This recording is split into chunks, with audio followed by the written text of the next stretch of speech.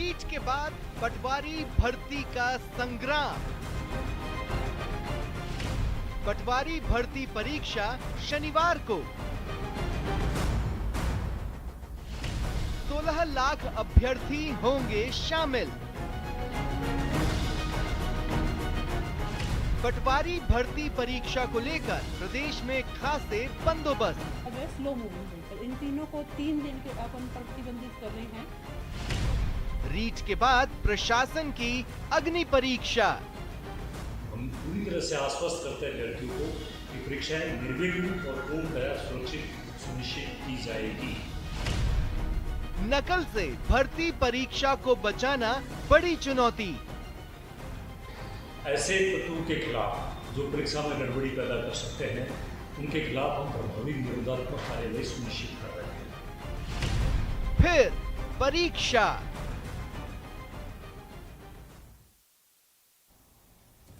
नमस्कार, बहुत स्वागत है आपका। प्राइम डिबेट देख रहे हैं आप, आपके साथ मैं जेपी शर्मा। रीट आयोजित करने वाली एजेंसी की तैयारी कम नहीं थी, सरकार ने सहूलियतें भी कम नहीं दी थी, लेकिन धांधली करने वालों ने कड़े बंदोबस्त में भी गड़बड़ी की सीलन का रास्ता ढूंढ ही लिया था। चूंकि रीट में गड़बड़ी के जख्म अभी ताज़े हैं, इसलिए पूरी संभावना है कि दूसरी बड़ी परीक्षा यानी पटवार परीक्षा में इस तरह की गड़बड़ियों की पुनरावृत्ति नहीं होगी। पिछले 1 महीने से विपक्ष ने रीट को लेकर आंदोलन छेड़ रखा है और सरकार भी इसको बेहद गंभीरता से लेते हुए नकल कानून को और कड़ा करने का फैसला कर चुकी है।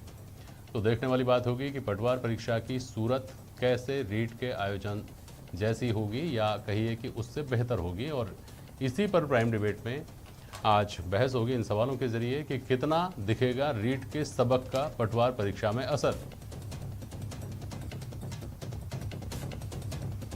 सहूलियतें मिली, कब मिलेगा बिना धांधली परीक्षाएं होने का भरोसा।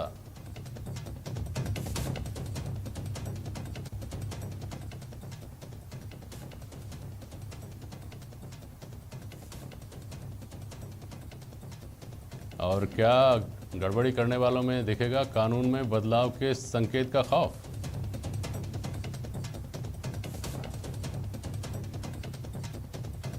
एकीकृत बेरोजगार संघ के अध्यक्ष उपेंद्र यादव हैं हमारे साथ आज प्राइम डिबेट में। आशीष चतुर्वेदी जी हैं भारतीय जनता पार्टी के प्रवक्ता, आर तिवारी साहब कांग्रेस के प्रवक्ता हैं, और NS नरूका साहब जुड़ रहे हैं हमारे साथ। आप अध्यक्ष की जिम्मेदारी संभाल चुके हैं स्टाफ सिलेक्शन बोर्ड की। बहुत स्वागत करता हूं आप सभी का। पहले तिवारी जी आपके पास आ रहा हूं। ताज़ा अभी सबक मिला है 1 महीने पहले, कल की परसों की परीक्षा जो है उनको किस तरह से देखा जाए कि आपके बगल में बैठे हुए आशीष चतुर्वेदी जी की पार्टी को फिर से सड़क पे उतरने का मौका नहीं मिले। तिवारी जी। जेपी साहब, परीक्षा की घड़ी तो है ही। 15 लाख बच्चे पटवार परीक्षा में शामिल हो रहे हैं 23 और 24 तारीख को, और भारतीय जनता पार्टी के आशीष भाई बैठे हैं। ना तो ये कभी सड़क पे उतरे, खाली बयानवीर हैं, लेकिन फिर भी जननायक अशोक गहलोत जी के नेतृत्व में इतिहास रचा गया था रीट का। हाई कोर्ट तक पहुंचे बेरोजगार लड़के भी पहुंचे थे और भारतीय जनता पार्टी ने हो हल्ला किया। सुप्रीम कोर्ट का आदेश था अगर 2-4 जगह कहीं अगर ऐसा कुछ हो जाता तो संपूर्ण परीक्षाएं रद्द करने का कोई मायने नहीं है।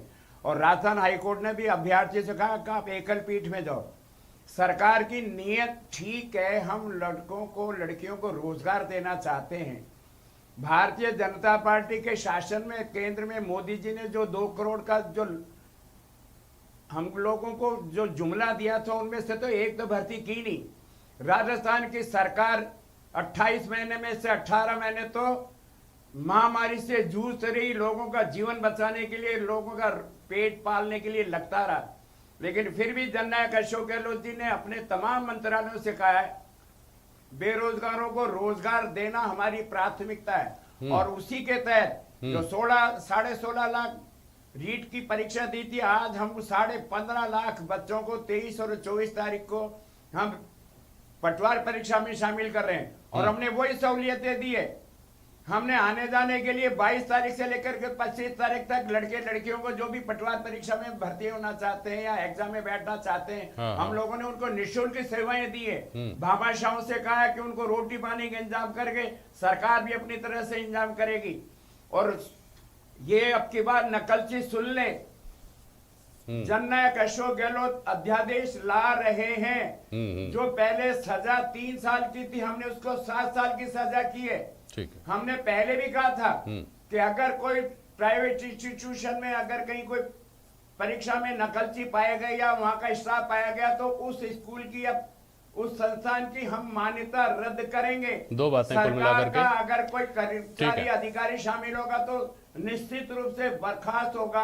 हाँ। और आप देखना राजस्थान के जननायक अशोक गहलोत पटवार परीक्षा में सफल होंगे। हाँ। और राजस्थान की सरकार सफल होगी। ये परीक्षाएं 23 और 24। फिर मैं ये कहना चाहता हूँ जेपी साहब, पहली बात तो आप ये करें तिवारी जी, आपने कुल मिलाकर 2 बातें कही हैं आपने। हाँ। क्योंकि उस दिन करवा चौथ और हिंदू संस्कृति में हिंदू बहनें माएं करवा चौथ को पानी भी नहीं पी सकती है। तो हमने ऑप्शन दिया कि आप अगर 23 तारीख को देना चाहें तो 23 को दो। ठीक है। ये भी एक बहुत बड़ी बात है जननायक अशोक गहलोत जी की। देखिए, सहूलियतों के ऊपर तो अभी तक तो कोई बहस हुई नहीं और ना ही मुझे लगता है कि विपक्ष ने इसको लेकर के कोई सवाल उठाया, सिवाय इसके कि आपको जो पैसा सरकार को देना था रोडवेज को, वो पैसा बोर्ड को जो इकट्ठा हुआ था उस पैसे में से चला गया। तो बोर्ड को जो आमदनी होती उसमें कहीं ना कहीं चूना लग गया बोर्ड को। ये विपक्ष आपके ऊपर सहूलियतों को लेकर के आरोप लगाता रहा है। बाकी दूसरा मुझे ध्यान नहीं, अगर कोई होगा तो आशीष जी बोलेंगे। लेकिन आपने मोटी मोटी 2 बातें कही हैं तिवारी जी। पहला तो आपने ये कहा कि पहले से ज़्यादा एहतियात बरती जाएगी। दूसरा आपने ये कहा कि भारतीय जनता पार्टी खुद तो नौकरियाँ देती नहीं है और आप देने की कोशिश कर रहे हैं, तो उसमें इनको खामियां ही खामियां दिखती हैं, उसमें बेवजह ये मुद्दे बनाते हैं। यही बात है ना कुल मिलाकर के तिवारी जी। बोलिए आशीष चतुर्वेदी जी, रिस्पॉन्ड करिए।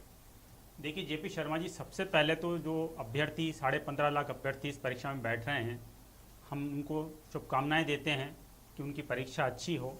और उनके मन में जो एक भ्रम रहता है हमेशा कि नकल के कारण या फिर पेपर लीक के कारण जो परीक्षा है आप देखिए कि वो टल जाएगी। क्योंकि जो पिछले कई सालों से जो हम देख रहे हैं, चाहे वो रीट एग्जाम हो गया हो, चाहे वो JN भर्ती परीक्षा हो, चाहे वो SI का एग्जाम हो, चाहे दूरसंचार भर्ती परीक्षा हो, इनका जो हश्र हुआ, 1 मिनट तिवारी जी मैं अपनी बात पूरी कर लूं। हाँ जी। इनका जो हश्र हुआ है वैसा इस एग्जाम का हश्र ना हो। तो हम चाहेंगे कि सरकार बहुत कड़ाई से इस एग्जाम को कंडक्ट करवाए, ताकि जो बेरोजगार लोग हैं, आप देखिए कि सरकार ने 3 साल में अपनी नाकामी के कारण एक लाखों लोगों के बेरोजगारों की एक फौज खड़ी कर ली। आप देखिए 2,60,000 पद इस सरकार में खाली पड़े हुए हैं और सरकार 3 साल पूरा कर रही है, इसके बाद बताने के लिए कोई उपलब्धि नहीं है।